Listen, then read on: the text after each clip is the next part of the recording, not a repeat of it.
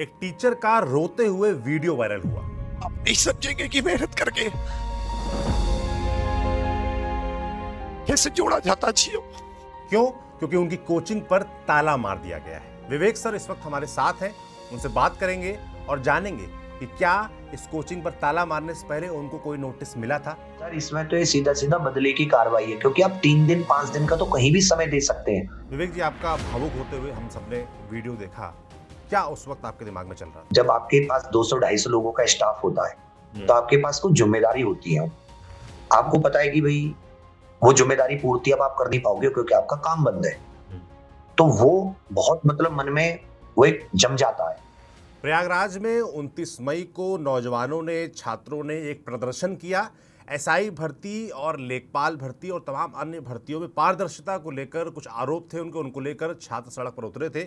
इस दौरान उनके साथ कुछ शिक्षक भी थे, टीचर्स भी थे जो उनका साथ दे रहे थे। प्रदर्शन शांतिपूर्वक हुआ, कैंडल मार्च निकला, उसके विजुअल्स आए, चर्चा हुई।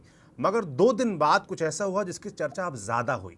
3 कोचिंग सेंटर्स पर अचानक से ताला मार दिया गया, उनको सील कर दिया गया और इसके बाद से सवाल उठने लगे कि अचानक ये जो टाइमिंग थी, इसके पीछे क्या जो प्रदर्शन था उसमें टीचर्स का पहुंचना कारण बना, क्या इसलिए उनको सील कर दिया गया?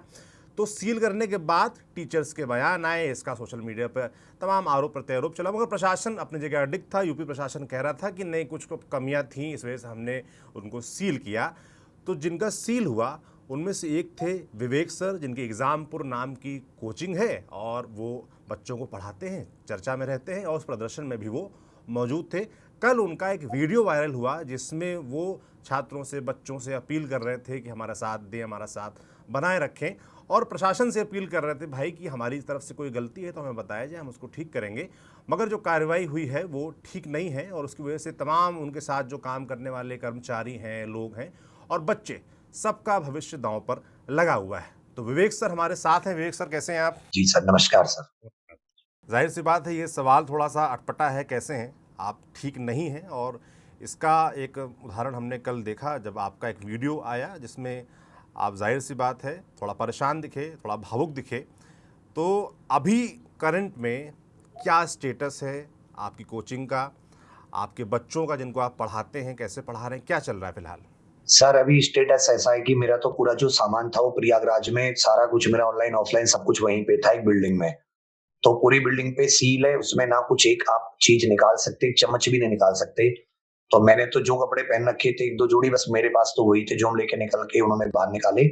बाकी तो मेरा पूरा सामान जो स्टूडियो का सेटअप होता है, मेरे वहां पे 12 स्टूडियो थे, डिजिटल बोर्ड से लेकर कंप्लीट वो सब कुछ उसी में है। तो पढ़ाई तो पूरी तरीके से रुक गई है। कक्षाएं, मैराथन की टाइमिंग होती है, टेस्ट की टाइमिंग होती है, बहुत सारी चीजें हम लोग बच्चों के साथ एक्टिविटीज करते हैं उनके रिजल्ट को अच्छा करने के लिए, वो सब रुक गई है पूरी तरीके से।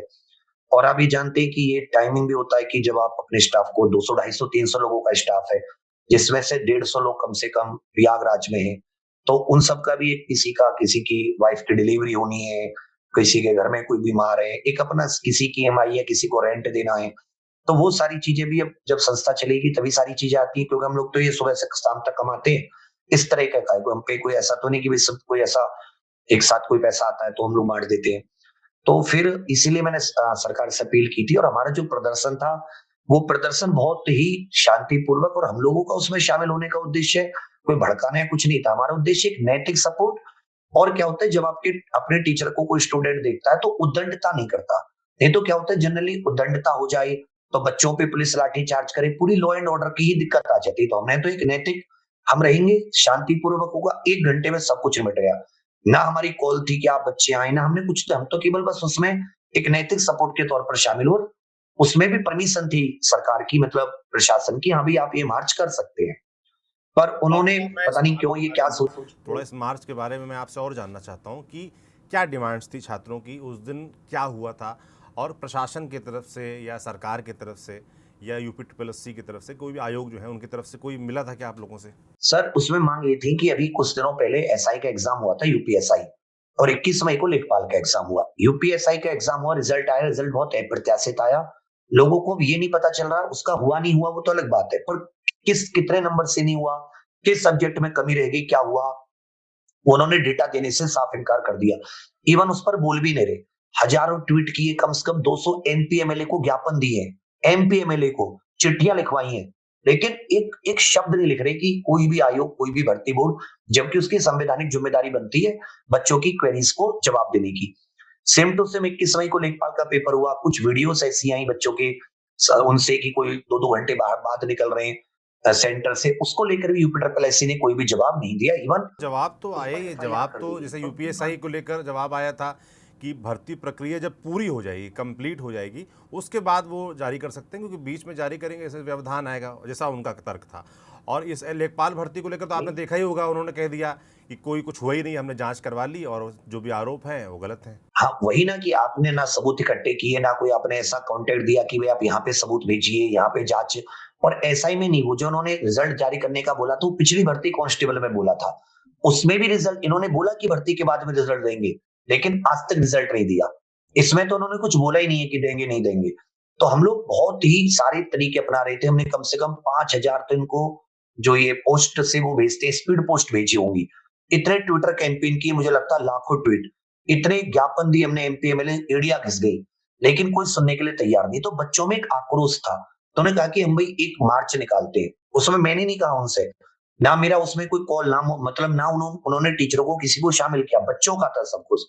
हम केवल एक नैतिक तौर पर कि आपके बच्चे हैं वहां पे, कोई उद्दंडता ना हो, कोई सरकार को या कोई जाम की स्थिति, क्या है कि वो बात सुन लेता है। पुलिस क्या करती है, उसको लाठी से सुनाती है, हम क्या सुनाते हैं, उसको प्यार से सुनाते, इतना सा है। तो बहुत प्यार से सब कुछ निपट गया, सब एकदम प्रसन्न, 1 घंटे में सब कुछ खत्म हो गया। 6-6:15 से स्टार्ट हुआ, 7:30 बजे तक सब निपट गया। पर अब फिर अगले दिन से लोगों ने वो कार्रवाई शुरू कर दी। जी, अभी थोड़ा-सा क्योंकि प्रदर्शन के बारे में हमने सुन लिया आपसे कि उसमें क्या हुआ और उसमें क्या स्टेक आप लोग का था, क्या बच्चों का था, और उसकी जो डिमांड्स थी वो सब मैंने आपसे सुन ली। अब आते हैं उसके अगले चरण में। 31 मई को खबर आई कि आपकी और 2 अन्य कोचिंगों पर ताला लगा दिया गया है, उनको सीज़ कर दिया गया है और किसी को भी एंट्री अंदर नहीं करने दी जा रही। तो ये कार्रवाई क्या त्वरित थी, उसी दिन हुई? पहली बार आपके पास कोई जानकारी आई कि हमारी कोचिंग में कोई कमी है? इससे पहले कोई नोटिस आया हो या कोई और कर्मचारी अधिकारी आया हो जिसने बताया हो कि भाई आपकी बिल्डिंग में ये कमियां हैं, इनको ठीक कराइए वरना इसको बंद किया जाएगा? पहले कुछ हुआ था या अचानक ये हुआ? अचानक हुआ। उसमें जो नोटिस में 11 तारीख लिखी हुई है, 31 तारीख, 26 तारीख लिखी हुई है, जबकि हमारे यहाँ तो कैमरे लगे हुए हैं गेट से लेके अंदर तक, कुछ भी कोई नहीं आया कि क्या है। जबकि उसका नक्शा वो अप्रूव्ड है, वो कमर्शियल बिल्डिंग है, उसमें कुछ अगर है थोड़ी बहुत दिक्कत, इवन जब फायर वाली लास्ट ईयर इंस्पेक्शन के लिए आए थे, तो हमने उन्होंने बताया कि भाई आप इतने फायर एक्सटिंग्विशर और जोड़ दीजिए। तो मुझे लगता है मेरी बिल्डिंग में 150 कम से कम फायर एक्सटिंग्विशर मिलेंगे आपको, 100 कम से कम, मतलब हर कोने पे आपको एक फायर एक्सटिंग्विशर मिलेगा। तो वो तो हमने अपनी तरफ से जो उन्होंने, जैसे लास्ट ईयर इंस्पेक्शन हुआ फायर का, उन्होंने जो बताया हमने वो जोड़ लिया। इस बार तो कोई मतलब ही नहीं था किसी प्रकार का कि उन्होंने कोई सूचना दी हो, 3 दिन, 2 दिन, 1 दिन का समय, या कहा हो कि भाई हम बिल्डिंग सील कर देंगे, आप अपना जरूरी सामान निकाल लीजिए, जो आपके जीवन यापन का सामान है। मतलब आप कह रहे हैं कि कोई नोटिस नहीं, कोई पहले एडवांस में जानकारी नहीं, अचानक से एक टीम आती है और आपकी कोचिंग सील करके चली जाती है, यही आप कह रहे हैं? और ये काम सुबह-सुबह 6 बजे हो जाता है कि अगर 8 बजे होगा तो बच्चे आ जाएंगे, फिर बच्चों को निकालना बहुत मुश्किल होगा, कोई और परेशानी ना आए, तो वो लोग एकदम अर्ली मॉर्निंग आ गए 5-6 बजे। अच्छा, जो नोटिस अब चिपका है या आप तक अब तो नोटिस पहुंचा होगा, तो उसमें प्रशासन किन कमियों की जिक्र कर रहा है, क्या बता रहा है कि क्या दिक्कत है, क्यों सील करना पड़ा? कि भाई ये वो अनाधिकृत इस तरीके से, तो उसका तुम्हारे पास डॉक्यूमेंट है कि वो अनाधिकृत तो नहीं है, वो नक्शा पास है, सारी चीजें हैं। एक उसमें उसने जो आग वाला है, उसका उसने कि भाई ये सारी चीजों को करके आप एक इस पे हमें सूचित कीजिए। एक वो 2-3 चीजें बताई हैं, तो उन पे हम लोग कर रहे हैं कि भाई हम लोग ये इन सारी चीजों को ठीक करा लेंगे। मतलब इसको फिर आप किस तरीके से देख रहे हैं ये कार्रवाई? आप भाई, एक तो सरकार है कह रही भाई कि गलत था इसलिए, एक है जो आम पक्ष है जिसको ये बच्चे हैं उनको ये लग रहा है कि क्योंकि आप शामिल हुए थे प्रोटेस्ट में इसलिए ये कार्रवाई आपके खिलाफ की गई। आप इसको किस तरीके से देख रहे हैं? सर, इसमें तो ये सीधा-सीधा बदले की कार्रवाई है, क्योंकि आप 3 दिन, 5 दिन का तो कहीं भी समय दे सकते हैं। आप कह दीजिए कि बच्चा कोई नहीं आएगा आपकी बिल्डिंग में, आप इसको ठीक कराइए या इस सामान को कहीं और शिफ्ट करिए जहां पर ये मानक पूरे होते हैं। मतलब 24 घंटे का समय दे दिए हम, कम से कम जीवन यापन वाला सामान। आप क्या चाह रहे हैं, वो जगह ही बंद हो जाए जिससे आवाज ही ना उठे, ना बच्चे आए ना टीचर आए, काम प्रभावित होगा, तो फिर हम अपने आप ही चुप हो जाएंगे, बोलेंगे नहीं। मेरा जो ये है कि वो इसी कारण से हुआ है। आप जैसे इस कार्रवाई के बाद आपने किसी से तो कोचिंग चल रही है और इनका कोई मतलब नहीं, केवल 3 के ही मानक पूरे नहीं हो रहे। क्या आप ही 3 टीचर्स पहुंचे थे वहां पर? हाँ जी, हाँ जी। अच्छा, जो 3 टीचर पहुंचे थे तीनों की कोचिंग सील हुई है। हाँ जी, हाँ जी। मतलब स्थितियां बड़ी पानी सी साफ हैं, मतलब इसमें कोई बड़ा दिमाग लगाने की ज़रूरत नहीं है, चीज़ें बड़ी क्रिस्टल क्लियर नज़र आ रही हैं जो विवेक सर कह रहे हैं और जो हम आप देख पा रहे हैं कि 29 तारीख को 3 टीचर्स पहुंचते हैं प्रोटेस्ट में छात्रों के साथ, जो कि शांतिपूर्वक हुआ, और 2 दिन बाद उनकी कोचिंग के ऊपर ताला लग जाता है। चलिए, अब ये बात हो गई। अब इसके बाद आपने क्या प्रयास किए विवेक जी? मतलब सरकार में, प्रशासन में किसी से बात करने का प्रयास किया कि भाई ये क्यों हुआ है, इसको कैसे ठीक कराया जा सकता है? हम अगले दिन ज्ञापन लेकर गए अधिकारियों के पास, तो कुछ अधिकारी तो मिले नहीं। कुछ अधिकारियों के पास गए, उन्होंने कहा कि भई आप ये सारी चीज़ें ठीक कराइए और फिर मैं लगा इस कम से कम हमें कुछ सामान निकालने की इजाज़त दे दीजिए। तो उसके लिए उन्होंने एक लंबी प्रक्रिया बताई कि जो कि कम से कम 15-20 दिन, 30 दिन से पहले पूरी होने वाली नहीं है। बिल्कुल। किससे मिले थे आप? तब तक तो वही एक इंसान, जैसे एक उपाध्यक्ष हैं पीडीए के, जो प्रयागराज डेवलपमेंट अथॉरिटी है, डीएम साहब के पास भी गए थे, वो मिले नहीं थे। एडीएम साहब जो कल चर्चित हुए थे, उनके पास भी गए थे, तो वो भी नहीं मिल पाए। मतलब आज भी मेरी टीम गई कि सील करने के बाद एक तो टीचर्स पढ़ा नहीं पा रहे हैं, दूसरा वो सील खुलवाने के लिए जब प्रयास कर रहे हैं तो अधिकारी उनसे मिल नहीं रहे हैं, उनसे मुलाकात नहीं हो पा रही है, और जिनसे मिल भी पा रहे हैं वो एक इतनी लंबी प्रक्रिया बता रहे हैं जिसमें ना सिर्फ इस कोचिंग का, भाई कोचिंग का जो लॉस है वो अलग है ना, जो बच्चे पढ़ रहे हैं, जो कर्मचारी इनके साथ जुड़े हुए हैं, उनका जो लॉस है, उनकी भरपाई कैसी होगी, इसका जवाब कोई जिम्मेदार उत्तर प्रदेश सरकार में जो प्रयागराज एडमिनिस्ट्रेशन है उनकी तरफ से देना चाहिए भाई, कि क्यों भाई ये कार्रवाई। और जैसा विवेक सर पूछ रहे हैं कि भाई ये एक्शन सिर्फ 3 कोचिंगों पर क्यों लिया गया? क्या जिस तरह की कोचिंग इनकी है, प्रयागराज में सर कितनी कोचिंगें होंगी?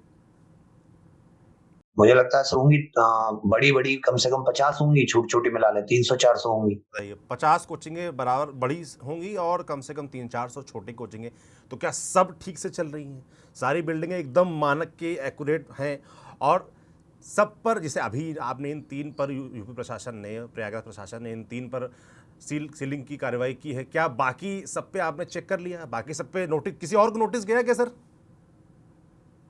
नहीं, तीनों की मुझे एक जानकारी है सर की, और को किसी का कोई जानकारी नहीं है। मतलब मुझे लगता है कि उत्तर प्रदेश का नौजवान और बाकी लोग भी देश के जानना चाहेंगे भाई कि किस विधि से ये फॉर्मूला निकला कि सिर्फ 3 कोचिंगों पर कार्रवाई की जाएगी। जैसा कि सरकार प्रशासन का दावा है कि भाई कोई बदले की कार्रवाई नहीं हुई है, ये कोचिंग ठीक से नहीं चला रहे थे लोग और कोचिंग में गड़बड़ियाँ थी, बिल्डिंग में जो मानक होते हैं उनको पूरा नहीं किया गया था। तो सिर्फ क्या ये 3, और ये किस तरीके से खोजा गया इन 3 कोचिंगों को, ये भी मुझे लगता है जाँच का विषय है, जिसको प्रशासन ही बता पाएगा भाई, उसके जो कुशल अफसर हैं वही बता पाएंगे ये कैसे हुआ। तो अब जैसे कि अब आप कितने बच्चे पढ़ते हैं आपके साथ एग्जामपुर में? मुझे लगता है 2000 के करीब तो ऑफलाइन आते होंगे और बाकी ऑनलाइन, तो लाखों बच्चे जुड़े हैं जो ऑनलाइन हमारे स्टूडियो से पढ़ते हैं ऑनलाइन। तो अभी आप ऑनलाइन भी नहीं पढ़ा पा रहे हैं, ऑफलाइन भी नहीं पढ़ा पा रहे हैं? मेरे टीचर जिनके घर पर स्टूडियोज लगा रखे थे, उन लोगों ने वही 2-3 क्लास ले पा रहे हैं, बाकी तो कोई नहीं पढ़ा पा रहा है। तो मुझे लगता है आने वाले समय में तो अभी इसे यूपीएसआई की है, भर्ती की प्रक्रिया है और तमाम भर्तियां हैं, तो कांस्टेबल का एग्जाम है 10 जून का, हम लोग इसमें कौन सर? नौजवान आपसे, छात्र आपसे क्या कह रहे हैं फिर? वो तो बस ये कि उनको पता है कि कैसे-कैसे चीजें इकट्ठा होके कैसे-कैसे हम लोग एक दूसरे के साथ पढ़ के इस सारी चीजें, पेपर का टाइम है, लास्ट में रिवीजन चलता है। वो तो एक अपने टीचर के साथ ही खड़े हैं, एक मोरल सपोर्ट उनकी कि सर हम लोग साथ हैं। वो तो बस यही कि सब कुछ जल्दी से ठीक हो जाए। तो किसी ने आपसे ये नहीं कहा, जैसे बहुत सारे लोग भाई आजकल तो बड़ा टीचर्स लोग जो है निशाने पर हैं, और टीचर्स के बारे में ये भी कहा जाता है कि भाई आप लोग पढ़ाई से ज़्यादा एक्टिविस्ट वाली भूमिका निभा रहे हैं, है ना, कि भाई आपका काम तो पढ़ाने का है, आप सड़क पर क्यों उतर रहे हैं, आप प्रोटेस्ट में क्यों जा रहे हैं। तो इस तरह के आरोप भी लग रहे हैं भाई कि टीचर्स जो है वो जो उनका मुख्य काम है उसको छोड़ के प्रोटेस्ट ज़्यादा कर रहे हैं। कैसे देखते हैं आप इस आरोप को? जी सर, अभी यार अगर आप हमारा पिछले 5-6 साल का इतिहास से निकालेंगे तो आप देखेंगे कि हम लोग कब कहाँ रोड पे उतरे। आप पिछले 1 साल में, 2 साल में कभी ऐसा को जब बिल्कुल अथाह हो गई, जब बिल्कुल अति हो गई, कोई सुनने के लिए रेडी नहीं है, वो बच्चे अवसाद में आ जाएँ, आत्महत्या कर लें, कोई सुनने वाला नहीं, कोई देखने वाला नहीं। तब एज़ अ टीचर, क्योंकि हम उनमें हम भी एक भविष्य देखते हैं कि उनका रिजल्ट आएगा मेहनत से, तब हमारी इज्जत बढ़ेगी, तब हमें काम मिलेगा। तो हमारा जो परफॉर्मेंस है वो हमारा रिजल्ट जज करता है। उसमें अनियमितता हो जाती है, रिजल्ट आएगा नहीं, तो हमारे तो सब कुछ हमारे भी भविष्य अंधकार में, उनका भी। तब हम बोलते हुए भी बहुत संवैधानिक, कोई हमें कोई निजी कुछ नहीं, कोई ऐसा नहीं कि भई आप जो कर रहे हैं करिए, आपको जैसा करना है। पर कम से कम इनके साथ तो, युवाओं के साथ तो इनको आप अंधकार में मत धकेलिए। तो हमारा कोई ऐसा अराजकता का कोई इतिहास नहीं रहेगा कहीं से भी कि इन लोगों ने कोई अराजकता फैलाई हो या इन्होंने किसी को मोटिवेट किया हो कि वो जाके अराजकता फैलाए। बिल्कुल भी नहीं। तो गलत सोच रहे हैं अगर ये लोग ऐसा सोच रहे हैं तो। कोई आप तक कोई मतलब चेतावनी या कह लें कि भाई आपको वार्निंग दी गई हो कि थोड़ा ख्याल रखें चीज़ों का, है ना, जो कि भाई आपकी कोचिंग अब सील हो गई है, ऐसा कुछ हुआ क्या? नहीं, वो तो खैर जो मेरे शुभचिंतक है वही कह रहे हैं कि भाई तो तुम्हें क्या फ़र्क पड़ रहा है? तुम ही क्यों इतना ज़्यादा आगे आ रहे हो? तुम अपना काम करो आगे, छोड़ो सब कुछ। पर फिर मैं सोचता हूँ कि एक जगह तो कहीं न कहीं आपको कोई तो होगा, फिर इनका मतलब कुछ तो कहीं तो कोई तो बोलेगा, फिर तो ऐसे तो कोई काम ही नहीं कर पाएगा। बच्चे पढ़ाई छोड़ देंगे, उम्मीद छोड़ देंगे। हम लोग भी फिर क्यों ही पढ़ाएँगे उनको जब हम लोग उनको मेहनत से सेलेक्ट ही नहीं करा सकते। तो इसलिए बस मैं थोड़ा-सा हिम्मत बाँधे हुए हूँ। बिल्कुल। आगे क्या प्लान है फिर आपका? अभी कैसे मैनेज कर रहे हैं? कैसे चीज़ें करेंगे? अभी तो सर इनका एग्ज़ाम है बच्चों को 8 और 10 जून का, तो अभी हमने 12 जून का एक प्लान किया है लखनऊ, सारे अभिभावकों के साथ इन्हीं मौकों को लेकर कि भई वहाँ मिलके अभिभावक, बच्चे सब पहुँच के माननीय मुख्यमंत्री के समक्ष रखेंगे। हो सकता है उनके अधिकारी उन तक बात ना पहुँचा रहे हों, हो सकता है उन तक बात ना पहुँच रही हो। तो हम सब जाके, हालाँकि 200-300 एमपी एमएलए को ज्ञापन दिए हैं, तो किसी ने तो उस ज्ञापन को उनकी मेज पे ले जाके रखा होगा। तो उन 200-300 एमएलए में उस दिन कोई प्रोटेस्ट में आया था? किसी ने कोई नैतिक समर्थन या खुद मौजूद रह के समर्थन में? उत्तर प्रदेश के एमपी एमएलए, अगर कोई बच्चे से आप बात कर लेना उनके बारे में, मतलब नाम के एमपी एमएलए हैं। आप अपने जिन युवाओं ने आपको चुन के भेजा, उनकी बात आप मुखिया तक नहीं पहुंचा पा रहे। और रिजल्ट की मांग, मेरा रिजल्ट कैसा है, मेरे मार्क्स कितने, ये दिखा दो। मतलब कोई ऐसी मांग हो कि भाई आप हमें बेरोजगारी भत्ता दिला दो, या आप हमें बिना नौकरी, बिना एग्जाम की नौकरी पे रख लो। ऐसी कोई अनर्गल मांग हो तो मैं कहूंगी कि चलो ये तो आप भाई बिल्कुल क्या गलत ही मांगे? मांग कर फिलहाल रहे हैं, क्या बिल्कुल मांगे? जेन्युइन। अभी फिलहाल क्या मांगे? फिलहाल की हमारे जो एसआई, होमगार्ड, कांस्टेबल इन एग्जाम्स के स्कोर कार्ड कंप्लीट डिटेल्स के साथ आए, जिससे कि हमें इस पूरी भर्ती प्रक्रिया की पारदर्शिता पे कोई डाउट ना रहे। क्योंकि 92 95 परसेंटेज पे मेरिट जारी है, ऐसा भी पेपर नहीं होता। दूसरी चीज, लेखपाल जो भर्ती में अनियमितता बच्चों की सामने आई है, उनसे लेके पूरे सबूतों की उन पे जांच करें, उस पर उचित निर्णय लें। और जो भर्ती प्रक्रियाओं में जो लेट लतीफी से लेकर हम लोग बार बार हाथ जोड़ते रहते हैं, हर बार भर्ती आती है 5-5 साल बाद कि हमें एज में छूट दे दो क्योंकि हमारी एज 5 साल आपकी गलती से निकल गई। इन सब का एक प्रॉपर मतलब एक तंत्र बने कि जहां हमें गिड़गिड़ाना ना पड़े आपके पास रोजाना आके। आप स्वयं इस चीज को समझ के चलें। कोई ऐसी जगह बता दें कि हम लोग रोज रोड पे ना बैठे, रोज इको गार्डन ना आए, कि जहां हम अपने जाके ज्ञापन देके हमें ये हो कि समयबद्ध तरीके से हमारी युवाओं की मांग को या तो मान लिया गया या हमें कोई मना कर दिया। जैसे आरटीआई का जवाब आता है, अब क्या है कि रिजल्ट में ये भी लिख देते हैं कि हम आरटीआई का जवाब भी नहीं देंगे। तो बंदा कहाँ जाके कहे, किससे कहे? अब कहते हैं हाई कोर्ट जाओ, तो किसके पास हाई कोर्ट के लिए इतना पैसा तो होगा नहीं सर, एक मध्यम वर्गीय परिवार है कि हाई कोर्ट में जाके रिजल्ट के लिए लड़ेगा वो। तो बहुत दयनीय स्थिति है। तो हम लोग 12 जून को लखनऊ इको गार्डन जा रहे हैं, इसको मुद्दे को रखने माननीय मुख्यमंत्री जी के समक्ष। कभी मुख्यमंत्री योगी आदित्यनाथ से बात करने की, मुलाकात करने की आप लोगों ने कोशिश की? इस बीच बात पहुंचाने की कोशिश की इन तक? हाँ, अरे हमारे बच्चे बहुत बार गए, क्या नाम है इसमें जो ये इनकी वो होती है जनता दरबार टाइप की जो चीजें होती है, पर इस मुद्दे पर खूब ज्ञापन दिए, वहां से कोई जवाब नहीं है। हमने कम से कम 5,000 स्पीड पोस्ट की होंगी, मतलब जो एक संविधान ने हमें दायरे तरीके बताए वो हमने सब अजमा लिए। 5,000 स्पीड पोस्ट भेजी हमने, कम से कम इतने ट्विटर कैंपेन किए, कम से कम 10 ट्विटर कैंपेन, लाखों ट्वीट, और कम से कम 200 प्लस एमपी एमएलए को ज्ञापन दिए, तब जाके कैंडल मार्च के लिए बच्चे आए। बिल्कुल बिल्कुल। तो ये 12 जून, 11 जून बताया, 12 जून बताया आपने? 12 जून, क्योंकि प्रयास हमने बहुत किए, मतलब प्रयास में हमने कोई कमी नहीं रखी। हाँ जी। 12 जून की आपकी तैयारी है, और उसके अलावा आप जो बच्चे हैं उनको पढ़ाने का अपने स्तर पर प्रयास कर रहे हैं, पर कोचिंग सेंटर्स अभी आपके नहीं खुल पाए हैं।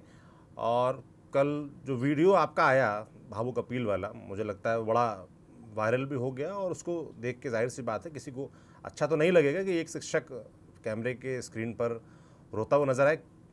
मतलब अभी क्या ऐसा हुआ जो आपको, मतलब आपको आंसू आ गए? मतलब उस समय क्या चल रहा था आपके दिमाग में? सर जब आपके पास 200-250 लोगों का स्टाफ होता है, तो आपके पास कुछ ज़िम्मेदारी होती है। आपको पता है कि भई वो ज़िम्मेदारी पूर्ति अब आप कर नहीं पाओगे क्योंकि आपका काम बंद है। तो वो बहुत मतलब मन में वो एक जम जाता है। तो फिर वही था, मैं मतलब हालाँकि मैं बहुत स्ट्रॉन्ग पर्सन टाइप का हूँ, मैं जल्दी ऐसे नहीं बट मुझसे नहीं रुका गया, तो हो गया। क्यों मैं जवाब नहीं दे पा रहा ना मुझे वो मुझसे माँग करेंगे कि मैं उन्हें क्या बोलूँ? मेरी सिचुएशन लोग समझ नहीं पाएँगे।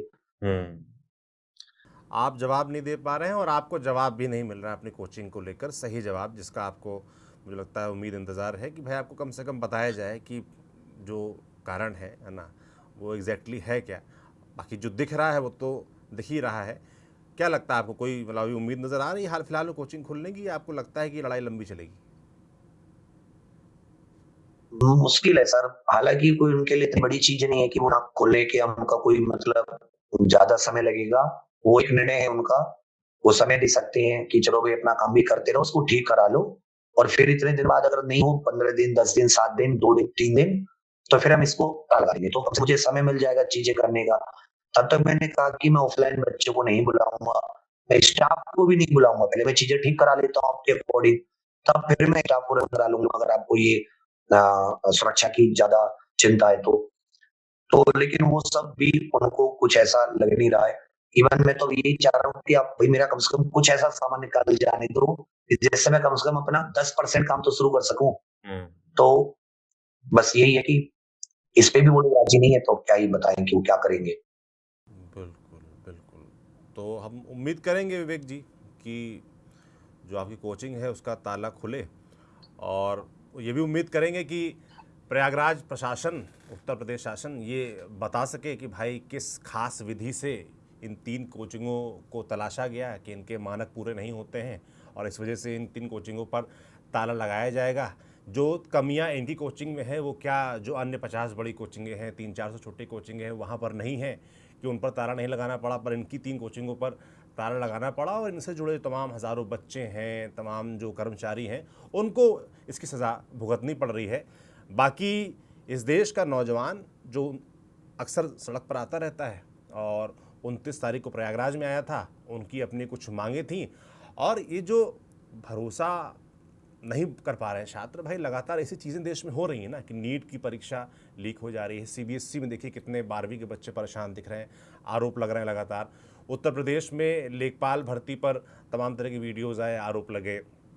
यूपीएसआई में जो हाई कट ऑफ गया उसको लेकर, उसके बाद जो नंबर जारी करने को लेकर छात्रों की लगातार मांग हो रही है, वो है तो एक व्यवस्था पर जो भरोसा होना चाहिए नौजवानों को वो नहीं है, उनको नहीं हो पा रहा है। लगातार ऐसी चीज़ें हो रही हैं इस देश में, इस वजह से छात्र सड़क पर उतरता है। और उन छात्रों को जो भाई शिक्षक पढ़ाता है, जो उनका डेली का आई कांटेक्ट है, अगर वो उनके पक्ष में नहीं बोलेगा तो भाई जब अगले दिन आई कांटेक्ट करना पड़ेगा तो ये टीचर कैसे उनका सामना करने पड़ेंगे। तो भाई जैसे कि विवेक सर बता रहे थे कि वो तो उस कॉल पर, उस प्रोटेस्ट में खाली इसलिए गए कि चलो कम से कम कुछ वरिष्ठ लोग शिक्षक रहेंगे तो थोड़ा व्यवस्था रहेगी, और व्यवस्था रही भी। कोई ऐसी घटना की, कोई प्रोटेस्ट के बाद बवाल की ऐसी स्थिति नहीं बनी, सब शांतिपूर्वक निपट गया। और उसके बाद इस तरह की कार्रवाई होना बहुत बड़े, बहुत गंभीर सवाल खड़े करता है। संविधान के तहत जो इस देश में सभी नागरिकों को, नौजवानों को प्रोटेस्ट करने का, अपनी बात रखने का अधिकार मिला है, अगर उसके बाद इस तरह की कार्रवाई होगी तो जाहिर सी बात है कि सवाल तो उठेंगे, सवाल तो पूछे जाएंगे। अब इंतज़ार है जवाब का, जवाब देखिए आता है कि नहीं आता है। बाकी विवेक सर हैं, विवेक सर और तमाम नौजवान छात्र हैं, 12 जून को लखनऊ जा रहे हैं, वहाँ वो कोशिश करेंगे कि अपनी बात मुख्यमंत्री उत्तर प्रदेश के योगी आदित्यनाथ तक पहुँचाएँ और उसका कुछ हल निकल पाए। जो छात्रों के मन में शंकाएं हैं उनको दूर करने के लिए मुख्यमंत्री कुछ व्यवस्था करें, साथ ही जो पीड़ित ऐसे कोचिंग के संचालक हैं, टीचर्स हैं, उनके लिए भी कुछ हल निकले, ऐसे हम उम्मीद करेंगे। विवेक जी आपका बहुत बहुत धन्यवाद हमसे बातचीत करने के लिए, अपनी बात, अपने मुद्दे रखने के लिए। उम्मीद करेंगे कि जो आप परेशानी है आपकी उसका हल जल्द निकले, और जो तमाम सवाल मुझे लगता है इस देश के, प्रदेश के, उत्तर प्रदेश के लोगों के मन में आ रहे हैं उनके जवाब भी सामने आए। अब सामने आते हैं कि नहीं आते हैं तो वक्त बताएगा। बाकी हम हमारा काम करते रहेंगे, हम सवाल पूछते रहेंगे, तमाम जो देश विदेश के, उत्तर प्रदेश के मुद्दे हैं वो आप तक यूँ ही पहुँचाते रहेंगे। मेरा नाम सौरभ त्रिपाठी, कैमरे के पीछे ऋषि हैं। आपको ये बातचीत कैसी लगी कमेंट बॉक्स में लिखकर ज़रूर बताएं। शुक्रिया।